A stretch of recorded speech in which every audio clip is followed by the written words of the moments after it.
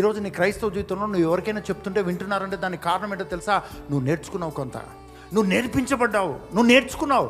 ప్రభా నన్ను పరిపూర్ణునిగా చేయి, అడుగు. ప్రభా నాకు నేర్పించు, నాకు బోధించు, ఎలాంటి సారం ఎలా కనిపెట్టుకొని, ఎలా నీ దగ్గర విని, ఎలా నీ ప్రణాళికలు ఏంటి నేను తెలుసుకోవడానికి నాకు సహనము ఓర్పు కావాలి. నీ దగ్గర వినడానికి నాకు సహనము ఓర్పు కావాలి. నువ్వు చూపించేది చూడడానికి నాకు సహనము ఓర్పు కావాలి.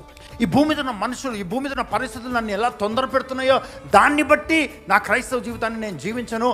నిన్ను బట్టి, నువ్వు చూపించే దాన్ని బట్టి, నీ నడిపింపును బట్టి నా క్రైస్తవ జీవితాన్ని నేను జీవించడం నేర్చుకుంటాను అని ఏ క్రైస్తవుడైతే అడుగుతాడో నిశ్చయముగా ఆ వ్యక్తి దేశములకు ఆశీర్వాదకరంగా మార్చబడతాడు. నీ ద్వారా మహా అద్భుతాలు జరగడం ప్రారంభం అవుతాయి. నీ జీవితమే నీ సాక్ష్యమే ఒక అద్భుతమైనటువంటి ప్రభావాన్ని కలగజేస్తుంది మనుషుల జీవితాల్లో. హల్లెలూయా. ఎంత కృంగిపోయిన వారైనా సరే నీ సాక్ష్యం విని లేవనెత్తబడతారు. మనం శ్రమపడిన దినాలను జ్ఞాపకం చేసుకొని అప్పుడు ప్రభు మనల్ని ఎలా లేవనెత్తాడో ఎవ్రీ డే మనం ధ్యానించాల్సిన వారంగా ఉన్నామండి. కృతజ్ఞత చెల్లించాల్సిన వారంగా ఉన్నాం. యెహోవా కొరకు నేను సహనంతో కనిపెట్టుకుంటుని, ఆయన నాకు చెవియొగ్గి నా మొర్ర ఆలకించెను. ఎప్పుడు కనిపెట్టుకున్న తర్వాత ఊకే మొరపెడుతూనే ఇచ్చాడా? మొరపెట్టడము ఎప్పుడు మొరపెట్టాడు?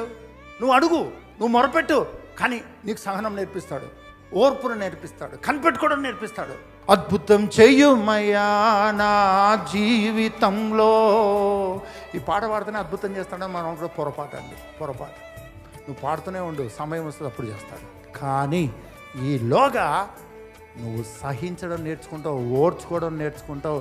ఎక్కడెక్కడ ఏ మార్పులు నీ జీవితంలో రావాలో అది మారుస్తూ వెళ్తుంది అభిషేకం నేను మారుస్తూ వెళ్తుంది.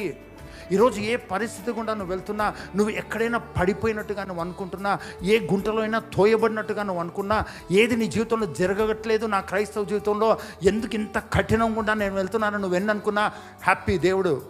ఎందుకో తెలుసా?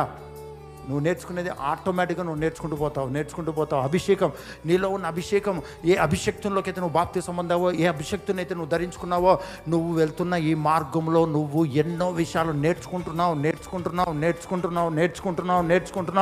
సమయం వస్తుంది, ఆయన బలిష్టమైన చేతి కింద నువ్వు దీన మనస్సులుగా ఉండడము నీకు తెలియకుండా నువ్వు నేర్చేసుకున్నావు. సమయం వస్తుంది, ఆయన నిన్ను తగిన సమయం హెచ్చించే సమయం ఒకటి వచ్చింది. అక్కడ ఆయన నిన్ను హెచ్చిస్తూ ఉన్నాడు. హల్లెలూయా.